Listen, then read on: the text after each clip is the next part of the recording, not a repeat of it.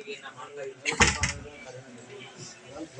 ಉತ್ತಮವಾದ ಭವಿಷ್ಯ, ಸುಂದರವಾದ ಬದುಕನ್ನ ಹೊಂದಿ ಸಮಾಜಕ್ಕೆ, ತಂದೆ ತಾಯಿಗಳಿಗೆ, ಹುಟ್ಟಿದ ಮನೆಗೆ, ಕೊಟ್ಟ ಮನೆಗೆ ಬೆಳಕಾಗುವಂತ ಎಲ್ಲ ಸಲಕ್ಷಣಗಳನ್ನ ಹೊಂದಿದ್ದಂತಹ ಮುಗ್ಧ ಬಾಲಕಿ ನೇಹ ಇವತ್ತು ಕಾಮುಕನ ದುಷ್ಕೃತ್ಯಕ್ಕೆ ಬಲಿಯಾಗಿರ್ತಕ್ಕಂಥದ್ದು ಬಹಳಷ್ಟು ಸಂಕಟವನ್ನ ನಮಗುಂಟು ಮಾಡಿದೆ.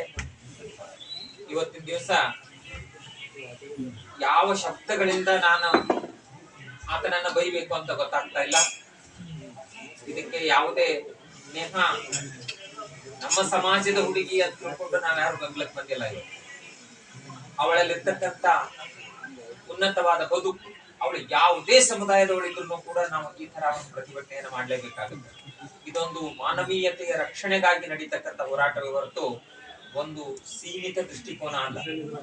ಈ ರಾಕ್ಷಸಿ ಕೃತ್ಯವನ್ನ ಯಾರೇ ಮಾಡಿರ್ಲಿ, ಯಾವ ಧರ್ಮದವರೇ ಮಾಡಿರ್ಲಿ, ಯಾವ ಪಕ್ಷದವರೇ ಮಾಡಿರ್ಲಿ, ಅವರಿಗೆ ಉಗ್ರ ಶಿಕ್ಷೆಯನ್ನ ಮಾಡತಕ್ಕಂಥದ್ದು, ಅದನ್ನ ಕಾನೂನು ರೀತಿಯಲ್ಲಿನೇ ಉಗ್ರ ಶಿಕ್ಷೆಯನ್ನ ಮಾಡತಕ್ಕಂಥದ್ದಾಗ್ಬೇಕು.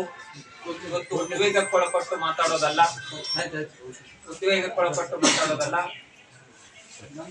ಅದಕ್ಕಾಗಿ ಇವತ್ತಿನ ದಿವಸ ನಮ್ಮ ಹುಬ್ಬಳ್ಳಿ ಧಾರವಾಡ ಪ್ರದೇಶ ಎಂತದ್ದು ಅಂದ್ರೆ